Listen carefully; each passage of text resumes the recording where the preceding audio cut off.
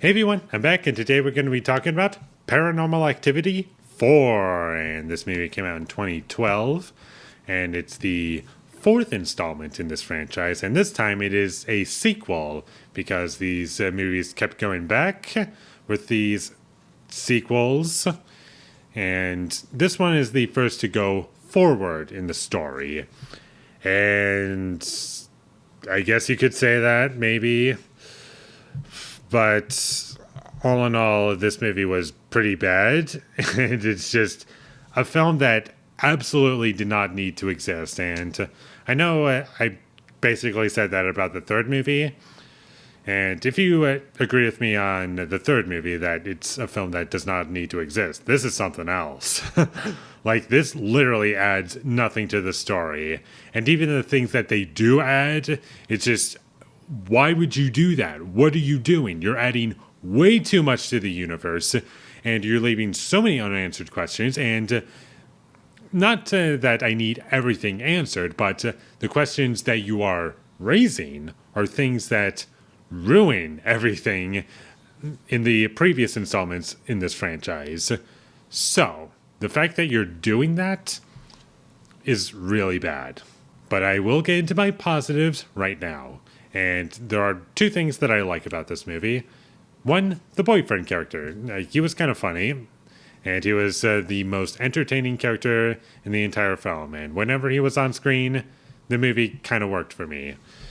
He was in it for about a third of the movie, so, you take what you can get. And my other positive for this movie is that the last 10 minutes, not the entirety of it, but the last 10 minutes has its moments. There. Those are my positives for this movie. Everything else is terrible, in my opinion. The jump scares, annoying as always, do not need to be there. I don't understand why this movie used jump scares. The child acting is horrendous. I never once believe that they're characters. I just see children in a movie and they're just being annoying.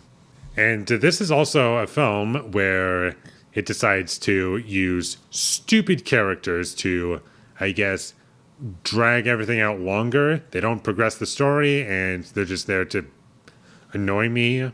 Like the parents, I hate the parents in this movie, especially the mom. She is like one of the worst characters I've ever seen in a horror movie.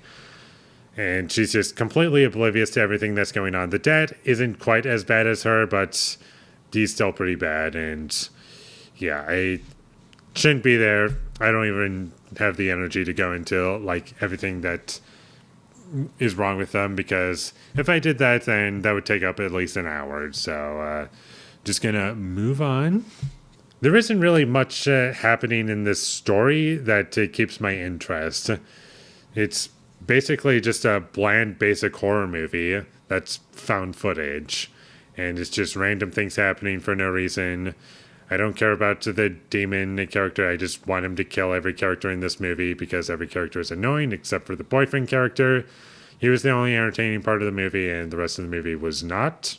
The film overall was just really boring, and this is also the point where I was starting to get tired of this franchise's formula. Like, I get it. You're supposed to just, like, be watching these characters. Like, everything's nice and fine and dandy.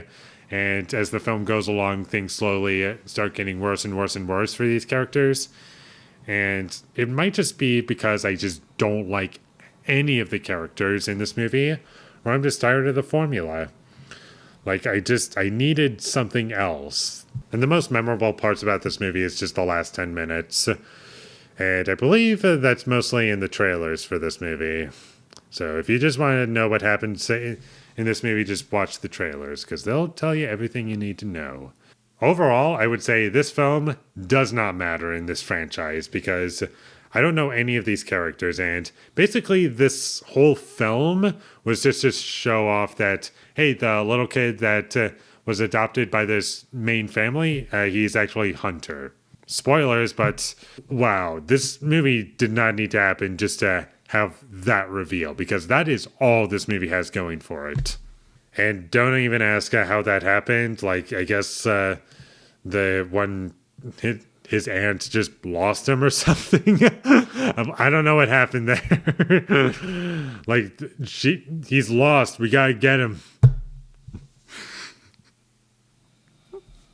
So if this franchise were ever to be remade, I would definitely hope that they pay attention to this much. Like, there's got to be a better reason than that Hunter's aunt to just losing him. Like, how did that happen? We don't even know. It happened off screen.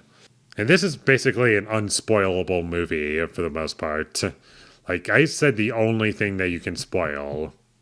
Well, except for the ending, I guess. But, very boring movie, very bad.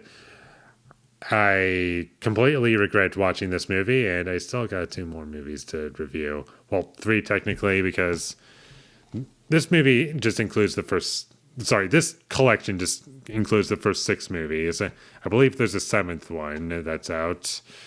But I'll get to that one another time. But anyways, not looking forward to what comes after this movie. So, skip this one, and there's no need to watch it. So with all that being said, I'm going to give Paranormal Activity 4 a 2 out of 10. Thank you for watching my videos. As always, if you enjoyed this review, be sure to leave a like and comment down below what you thought of Paranormal Activity 4, and my social media links, they will all be in the description, so follow me there. And last but not least, subscribe to be a part of Foley Nation, and I'll see when I get my next review up, and that is going to be for Paranormal Activity, the marked one. So look forward to that, but until I get that up, thank you for watching and have a great day. Sorry about that awkward outro. I'm so exhausted. I just wanted to end on a high note. And that's literally what happened there. And I was also out of breath.